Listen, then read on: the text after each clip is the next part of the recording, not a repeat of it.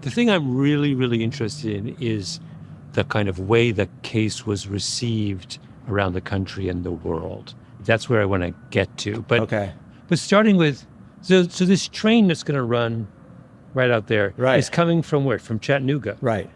Going where? To Nashville? Memphis. Going to Memphis. Yeah. I'm in a little town in northeast Alabama called Scottsboro, sitting in an old African Methodist Episcopal church built in 1878 by former slaves. The church is now a museum, and Ben Nadaf Hafrey and I are talking to the director, Tom Reedy, about what happened on the Chattanooga to Memphis train at the peak of the Great Depression. It's 1931. People are hoboing all over the country. And on the morning of March 25th, the 9 defendants, along with 2 young ladies from Huntsville, along with dozens of others, we'll never know who else was on that train. Between here and Chattanooga, there was a altercation on the train, and at Stevenson, which is a town about 20 miles from here, 6 white guys were thrown off the train by a group of African Americans. This is probably one part of the story everybody agrees on, that the 6 came off and these other guys stayed on. There's a fight. Yeah, there was a fight over space. This is Alabama, at the height of Jim Crow. So the white guys that got off the train went back to the agent at the Stevenson Depot and said, hey, we just got thrown off this train, which they were illegally on, right? They were unticketed. But, there's all these black guys. Of course, they didn't call them black guys. And, oh, by the way, 2 white women. We have white women and young black men together on a train. The station master at Stevenson Depot calls ahead to the Paint Rock station. By the time they get to Paint Rock, there's anywhere from 100 to 150 men, horses, ropes, waiting for the train. Everyone's pulled off the train. The 2 women say they've been raped. The 9 young men, some of them just kids, 12 and 13 years old, get shipped directly to Scottsboro, which is the county seat. By the time they get there, another mob is waiting. And there's this wonderful Atticus Finch moment in this story where the sheriff of Scottsboro, Matt Wong, comes out with his shotgun and says the first one that tries to cross me is going to get their head blown off. And that apparently held the crowd back a little bit because I guess they believed him. And 2 weeks later, on April 6th, and 3 hours after they met their attorney, the trial started.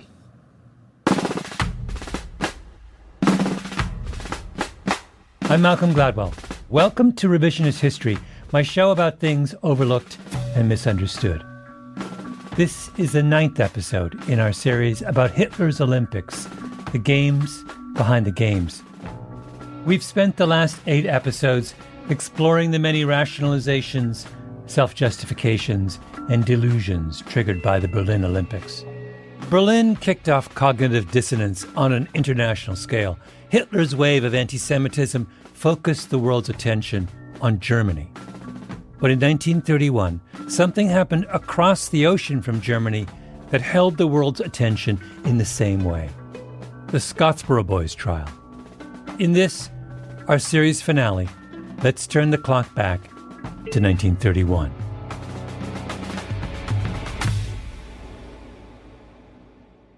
The Scottsboro trial was a farce.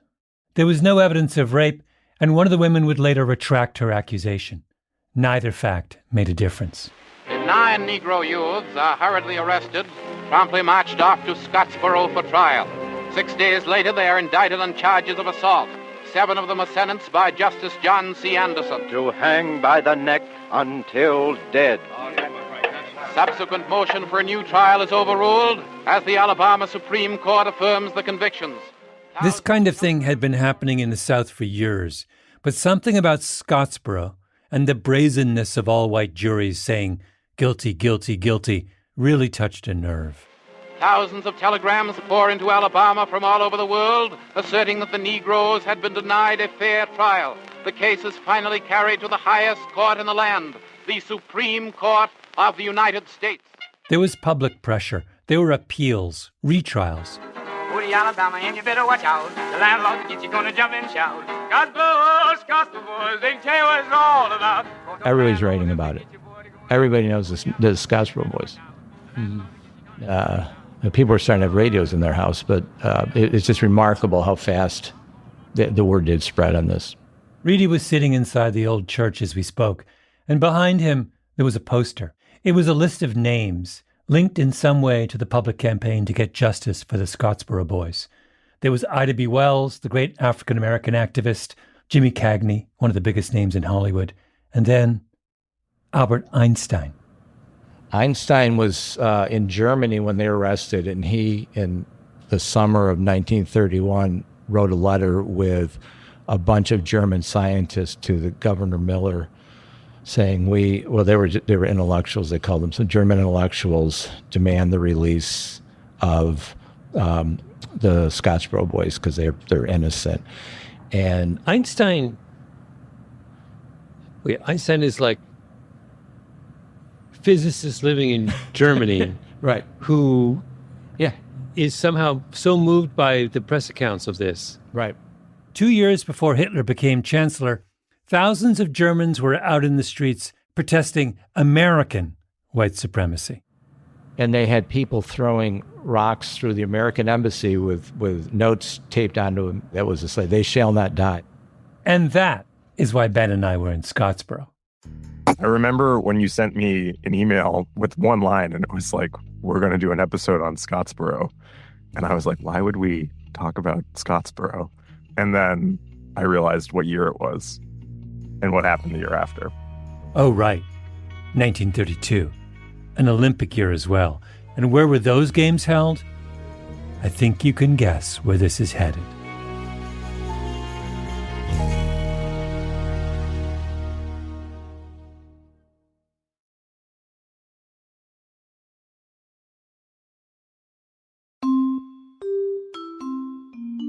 In April of 1923, a real estate developer from California named Billy Garland traveled to Rome for the annual meeting of the International Olympic Committee. Garland was good friends with Avery Brundage. They were cut from the same cloth, men from humble beginnings with outsized ambition, dreamers, builders. But where Brundage was grim and angry, with a chip on his shoulder the size of Lake Michigan, Garland was all sunny optimism and charm. Billy, everyone called him Billy, had life force. Billy grew up poor and married money. Billy was the embodiment of Los Angeles, a city in the 1920s, 500,000 strong and growing by the day, a city on the verge of stardom. Billy watched the sunrise every morning over the San Bernardino Mountains, but never bothered to look to see if it set at night. LA was really controlled and run by a coterie of a shadow government comprised of bankers, financiers, but really above all, the real estate men.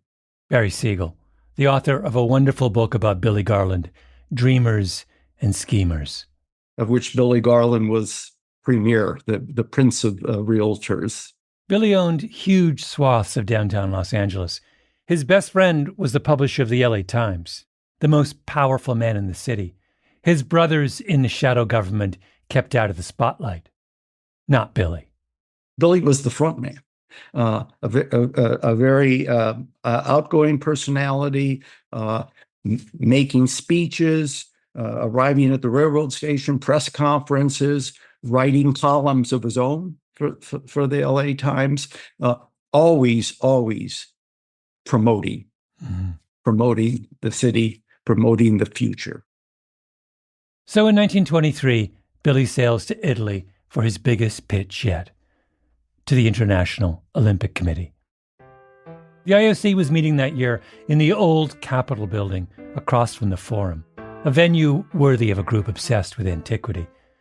To start the day, the King of Italy said a few words. Then the king is opening things and here's this guy from what their perspective must have been the middle of nowhere. Absolutely. They literally were asking him where Los Angeles is. What's his trump card? Hollywood.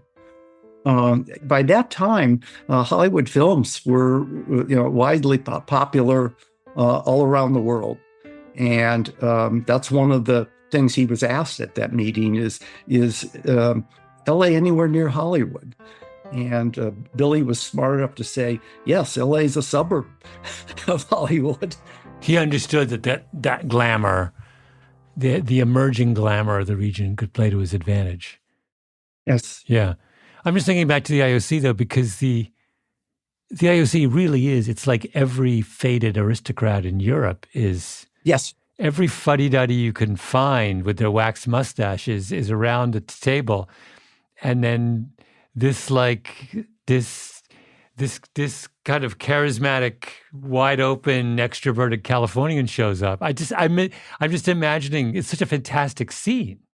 I've imagined it too, and I think that's part of how he was effective. He was a breath of fresh air. He knew how to talk to them. The idea when he rose to give his talk, his pitch, he's pitching America. He's pitching the culture of America, which is strange and exotic to them. They're there amidst all of this sort of 18th century grandeur, and the American stands up and says, "There's this brand new country across the ocean. You guys need to go there next." Yeah. That's exactly how he put it too. He says, if the games are to be truly international in character, they must also be held in other parts of the universe. The Olympics should come to Los Angeles. The room is silent. No one says a word. Then one delegate stands up and says, "So moved.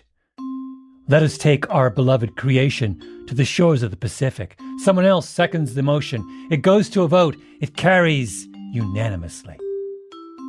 The whole group celebrated at the Coronal Palace, home to the country's royal family. Billy spotted a bald man speaking passionately to a group of onlookers. It was Mussolini, the newly installed fascist leader of Italy. Billy wandered over, shook his hand. The next day, Billy had an audience with Pope Pius XI at the Vatican. Pius said how much he believed in the Olympic tradition, and Billy kissed his ring. Billy convinces the IOC to bring its temple of human idealism to the United States, and just as the whole dazzling spectacle is about to launch, 9 black kids in northern Alabama get swept up in a miscarriage of justice so outrageous that it sparks a wave of protest around the world. Marches in Germany, South Africa, Cuba, and the world finds itself in the same position as it would 4 years later on the eve of the Berlin Olympics, contemplating a pure competition in an impure place. With one difference, no one ever threatened to boycott the Los Angeles Games. Mr. President, in the name of the President of the United States, I proclaim open the Olympic Games of Los Angeles, celebrating the 10th Olympiad of the modern era. Well, so if the world is upset about Scottsboro in 1931, then why is there not a boycott of the LA Games in 32? I think, the obvious reason is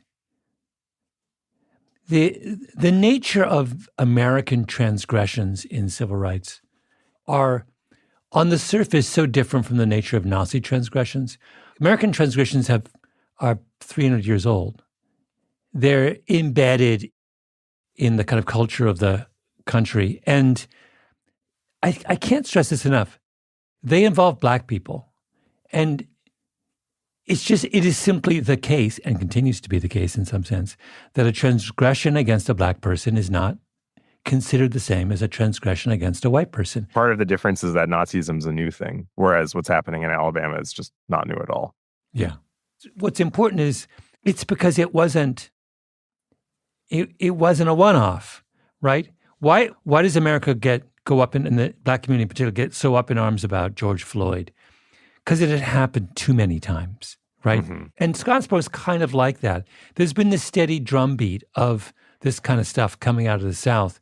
And then it's, the world seizes on that because they're like, you can't keep doing this. It wasn't system malfunction, it was system function. And that's a lot more kind of outrageous. I don't think you could make sense of what happened with the Scottsboro Boys unless you take a step back and look at the Alabama Constitution. I mean, look at the kind of legal infrastructure that was in place in Alabama at the time. So why did the LA Games escape moral scrutiny? It's puzzling. Maybe it's as simple as the fact that the world holds America to a different standard than everyone else. If you're a young upstart of a country, you get away with more. Or maybe the world cares less about crimes against black people than it does about crimes against white people. Or maybe the Nazis were making the Olympics so much about Nazism that it was really easy to see the contradiction between the Games and its host in a way that didn't seem as obvious with the LA Olympics. Or maybe it's all three. But Scottsboro was not some strange outlying event. It touched a raw nerve because people understood that it was typical. It was how the South worked. Discrimination was baked right into American law. I called up a law professor at the University of Alabama, Susan Hamill, and the first thing she brought up was Alabama's state constitution at the time, which had been rewritten in 1901 with one thing in mind. There was no doubt as to what the intent was. As one delegate said, they were driven by, quote, the necessity of relieving the black belt of the incubus resting on it. Another delegate was more blunt. We are here to get rid of the NIGGER. The 15th Amendment to the U.S. Constitution bars states from denying people the right to vote. So the framers of the Alabama Constitution devised a bunch of workarounds. First, a poll tax. You had to pay $1.50 to vote, which was a lot of money back then. Right there, you've gotten rid of a lot of sharecroppers, but they kept going, adding every obstacle they could think of. They had to own property. There were literacy tests. And there was the overall discretion of the white voting registrars. The voting registrars, in terms of who was actually registering folks, had a great deal of discretion. If you had a white person that kind of met the requirements, but also maybe didn't, they could get waved through. The 1901 Alabama Constitution would end up being the longest constitution in the world.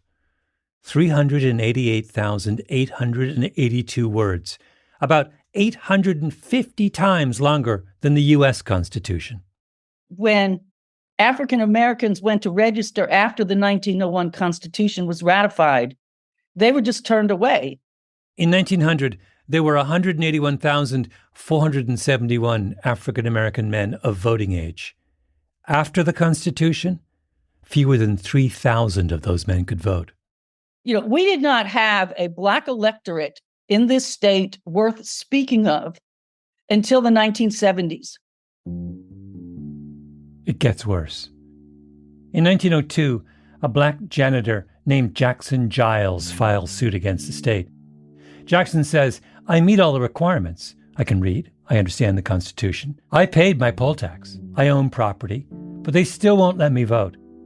The case goes all the way to the Supreme Court in 1903, where, writing for the majority, the legendary Justice Oliver Wendell Holmes, one of the greatest legal minds the Supreme Court has ever produced, writes, and I'm not making this up, the defendant, Mr. Jackson, alleges that the state of Alabama has constructed a voting system that is in open violation of the Constitution of the U.S., but he is asking to be registered to vote under the very same rules that he says are an open violation of the Constitution of the United States.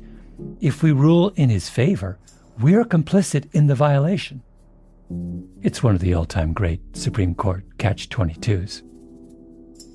Justice Holmes disingenuously said, if Jackson Giles wants a remedy, he needs to seek his member of Congress to do something about it. But Jackson Giles had been denied the right to vote for any member of Congress. Mr. Giles, if you don't like the system that keeps you from voting, then vote to change it. The U.S. Supreme Court, like the rest of the country, just wanted to wash their hands of, if I can put it this way, the dirty South. Now we can understand what happened in Scottsboro. The jury pool in Alabama is drawn from the voting pool, and since the voters are basically all white, then the juries are all white. Which means that when 9 black kids are accused of some bogus crime on the Chattanooga to Memphis train, those 9 kids are out of luck. All told, the Scottsboro boys would end up serving more than 100 years behind bars for something that never happened. And in Giles v. Harris, the Supreme Court of the United States signs off on the whole arrangement.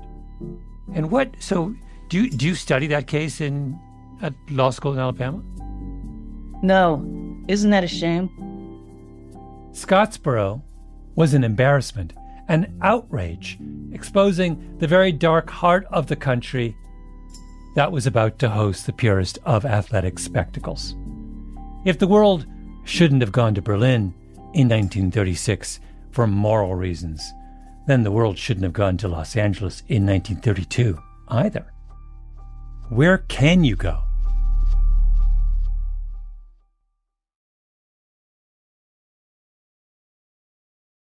In the lead-up to the Berlin Games, a group known as the Jewish Labor Committee set out to solve the problem of what to do about impure places and pure competitions. The organizers were the same people who had been up in arms over the Scottsboro boys 4 years earlier, who helped fund their legal defense, who were fighting for the rights of working Americans. Their hands were clean. They called their games the World Labor Athletic Carnival. It was held in New York City on Randall's Island in August of 1936, overlapping with the last 2 days of the Berlin Olympics. Invitations went out. The carnival will function as a show of protest against the iron heel of Nazism. New York Mayor Fiorello LaGuardia signed up to be co-chair. The governor of New York agreed to hand out prizes. Proceeds from the event will go to supporting the anti-Nazi movement and, eventually, to helping Jews escape from Eastern Europe. The Labor Games represent the first solution to the dilemma of the Olympics. Carve out a little corner of ideological purity. Don't compromise. Align your political values with the ethic of amateur sport. Be an absolutist.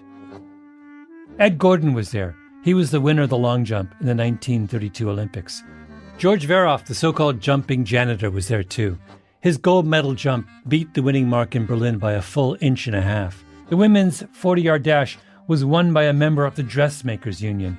Wanda Olszewska, another Olszewska, Mitzi, competed with her on the winning relay team. When a reporter asked Mitzi how she trained, she responded, "Oh, picketing and throwing stones through windows." And nobody came to watch. The stands were half empty. Why? Well, the games were supposed to draw their support from the labor movement, but the Jewish Labor Committee was an anti-communist socialist group, so some communists felt left out and stayed home.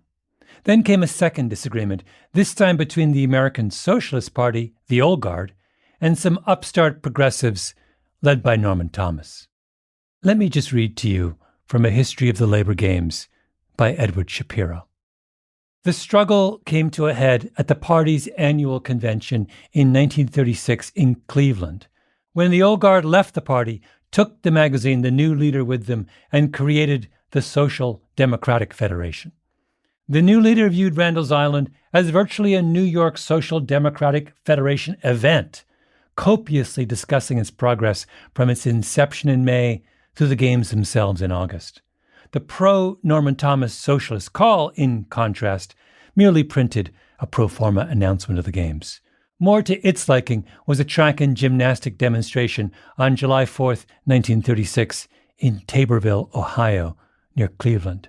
Sponsored by the Czechoslovak Socialist Federation of America, the Czechoslovak Labor Gymnastic Union, the American Workingmen's Sokol of New York, the Workingmen's Gymnastic Association, and the Workers' Sports League of America. This is the problem with the pursuit of purity. At a certain point, it starts to get absurd.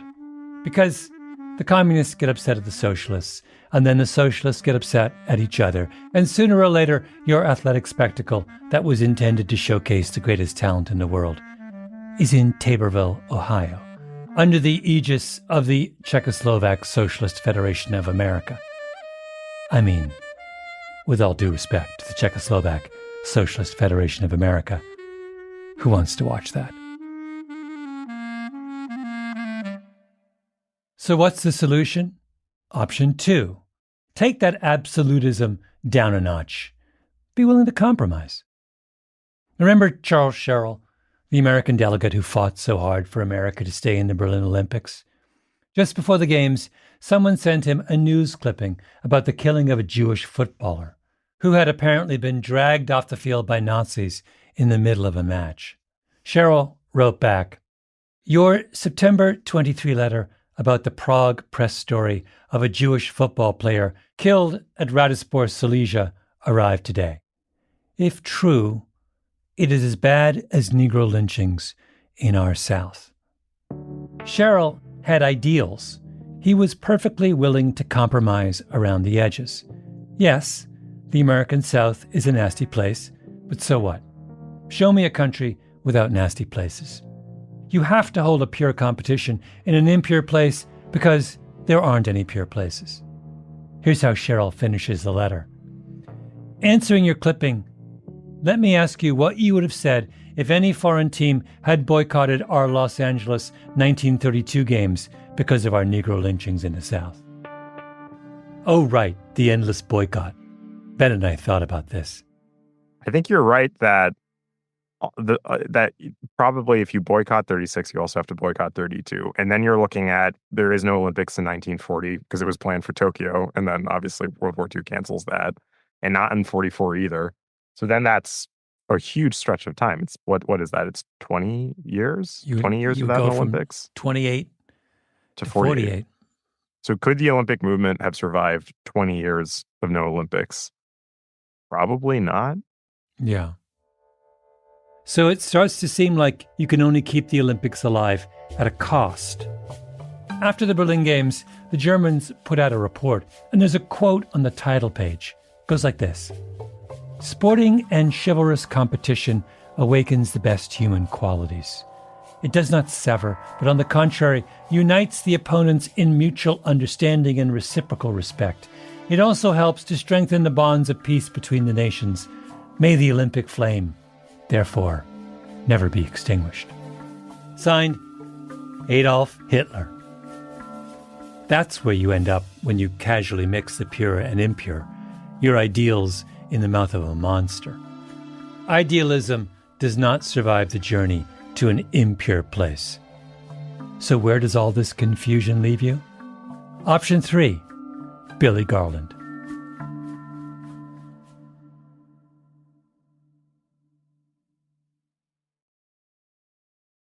In the fall of 1918, Los Angeles was in a rough patch. The war in Europe was taking its toll on the economy. The 1918 flu, which had claimed millions of lives around the world, had shut down the city's streets. Tourism, the great lifeblood of Los Angeles, was at a standstill. Billy Garland and his friends needed a plan to get the city back on track. So Billy calls a meeting in his office, gathers together the power brokers. They were meeting there basically to try to figure out ways to promote Los Angeles, above all to avoid future lulls in business. Barry Siegel again. And somewhere in that meeting came up the idea of bidding for and staging the Olympics as a way to put LA on the map and draw investors. The third way to resolve the dilemma of the Olympic Games is just to be a realist. You say, whatever, let's not complicate things. The games are really useful. And if we play our cards right, we can all get rich. So Billy got his games. Here he is announcing them.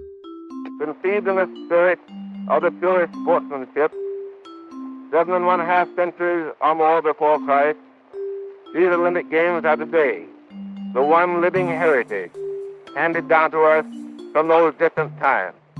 Billy didn't write those lines, believe me. Someone at IOC headquarters in Switzerland did, but I'm guessing this is the part Billy did write. Many thousands of visitors to these games will come to Los Angeles and California from all parts of the globe and from every portion of our country. Let me add that California recognizes her responsibility as host. The stranger within her gates will be treated to that cordial hospitality and welcome so traditional of our wonderful state. Bring the kids. Stay at one of my hotels. Come then to California, host of the world, for the 16-day period beginning on July 30th, to witness for yourselves the ultimate and highest manifestation of modern sportsmanship known to mankind. Billy builds a magnificent stadium, the Coliseum, just south of downtown. He builds the first true athletes' village up in Baldwin Hills. Billy recruits the two biggest movie stars of the day, Douglas Fairbanks and Mary Pickford, to be his spokespeople. Billy creates a spectacle. Billy even makes a profit on the games, $1 million. A few years later, Billy would be all in favor of the Olympics in Berlin, but not because he'd performed some elaborate political analysis. Please, more like, love the Kaiserhof Hotel. Can we have one in Hollywood? How much do the Nazis look to 32 for kind of inspiration on, I mean, they take that kind of, that notion of the games as a spectacle and run with it. They were inspired by the 32 Olympics very much so. It was 32 Olympics were a model for them. In that way, Billy Garland and his gang, showed them the way. There was a point deep into this series where I found myself more and more sympathetic to Billy Garland, to the guy who just made things work. Ben never went that far. We argued about it.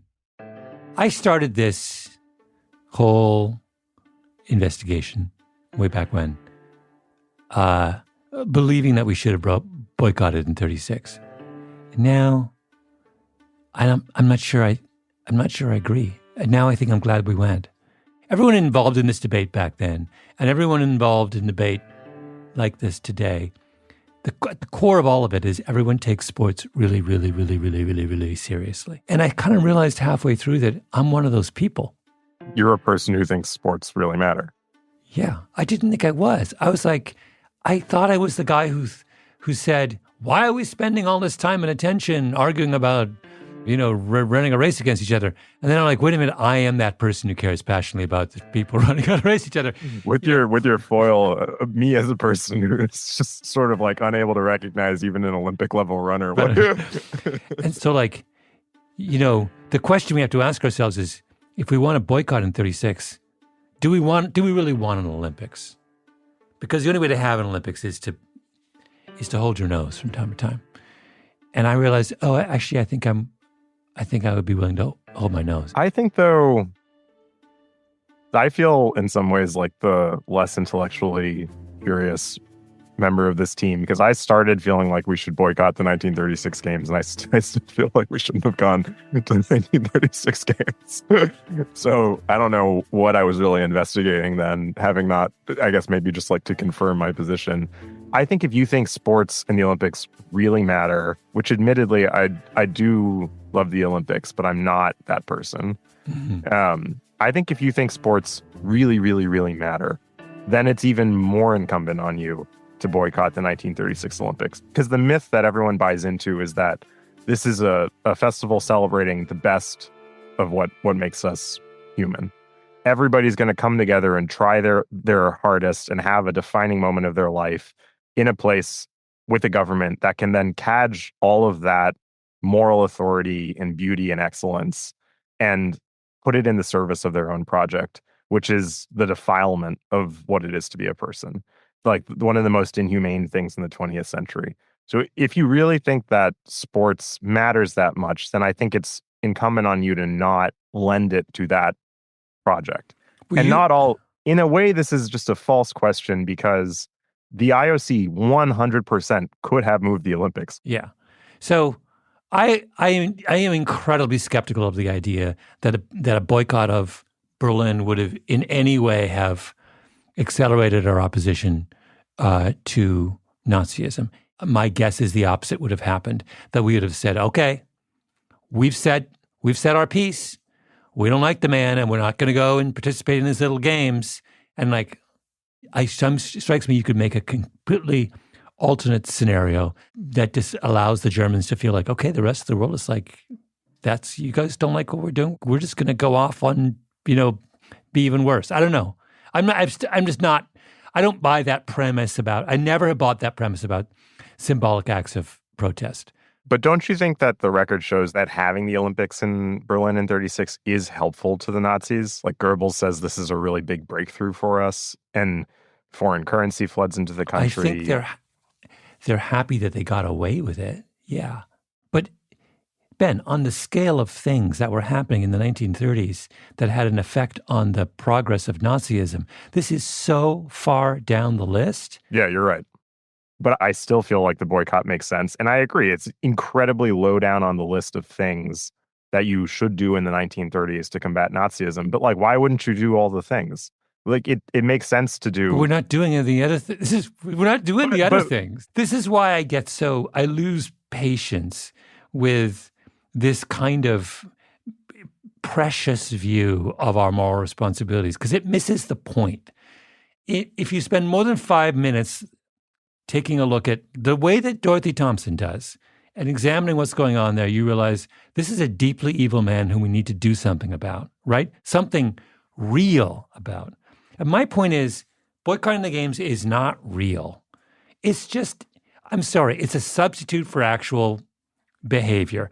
But it doesn't need to be a substitute. It's a substitute if you take that action in bad faith.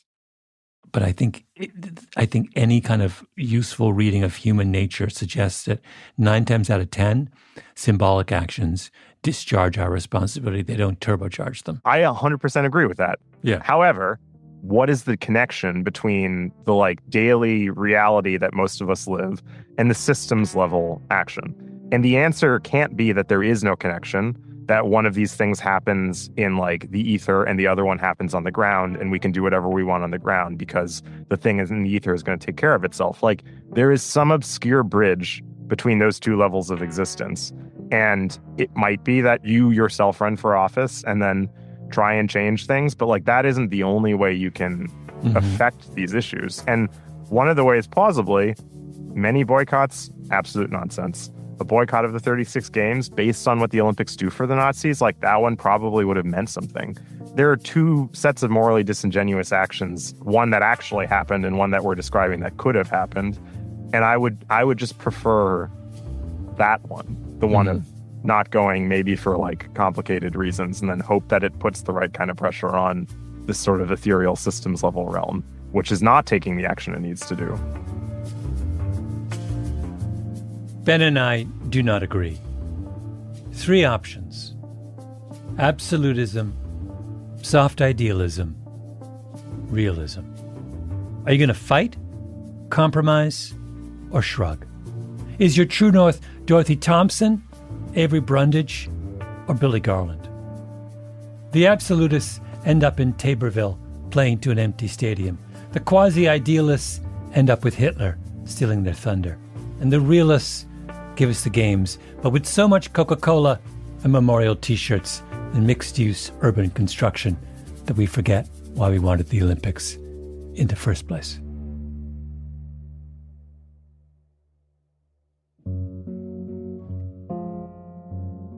The last interview Ben and I did for this series was in Los Angeles, at UCLA, with Millen Tiff, that wonderful triple jumper who knew Jesse Owens.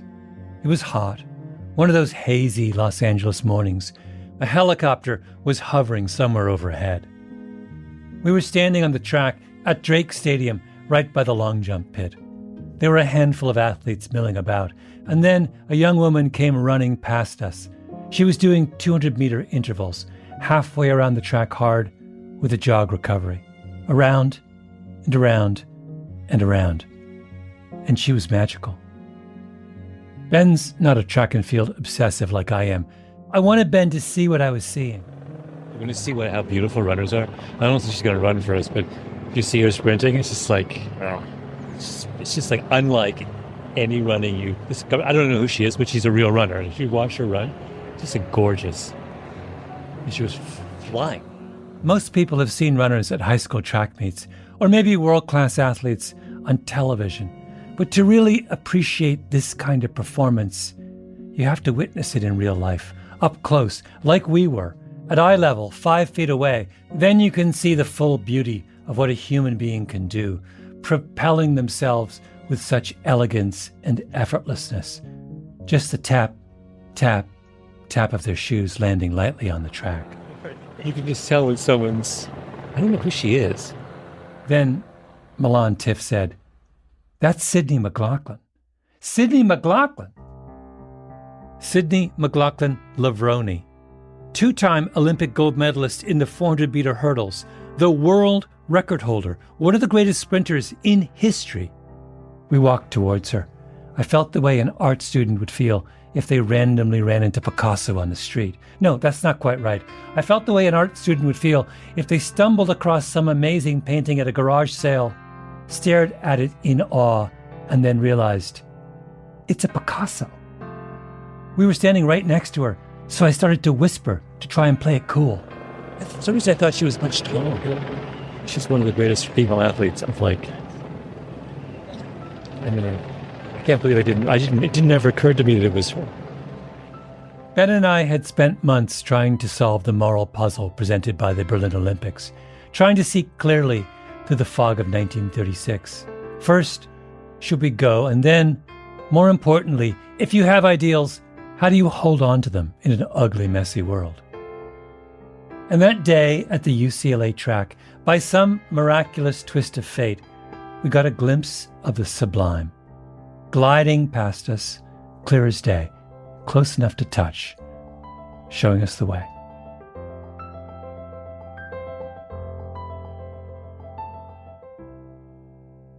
We will have many more arguments in the future, just as we had in 1936. We continue to live in a very impure place, and we should have those arguments. That's our job, to engage with what is difficult, to try and pick a safe path through the minefield. But the epiphany I had as Sydney McLaughlin swept past us is that we need to be clear about what we're arguing for. Charles Sherrill was protecting some archaic notion of amateurism. Avery Brundage was furthering his own ambitions. Jesse Owens was navigating the impossible complexity of life as a black man. Billy Garland just wanted to build stuff. Altogether, they loaded up the Olympic movement with so much excess baggage that it's a miracle it didn't sink. And we don't need any of it. It's just getting in the way. The pure place that everyone was looking for is not a country or a city. It's a feeling. It's the awe that comes from watching someone perform an athletic feat better and faster than anyone else. Now it's the race to the line. Sydney McLaughlin is bringing it to Dalila Muhammad. Muhammad's trying to hold on. McLaughlin on the inside to the line. It's going to be Sydney's time again, and it's a world record again. McLaughlin 51.47 blows her 51.91. Revisionist History is produced by Ben Nadaf Hafri, Tali Emlin, and Nina Bird Lawrence. Our editor is Sarah Nix, fact-checking by Arthur Gompertz and J.L. Goldfein. Original scoring by Luis Guerra, mastering by Sarah Bruguer and Jake Gorski, engineering by Nina Bird Lawrence. Our executive producer is Jacob Smith. Special thanks to Karen Shakurji. Additional thanks to Michael Yashinsky, Meredith Rollins, Michael Spector, and Michael Linton. At Pushkin, special thanks to Jake Flanagan, Owen Miller, Eric Sandler, Kira Posey, Jordan McMillan, Nicole Optenbosch, and Brian Schrebenek, Christina Sullivan, Kerry Brody, and Greta Cohn. I'm Malcolm Gladwell.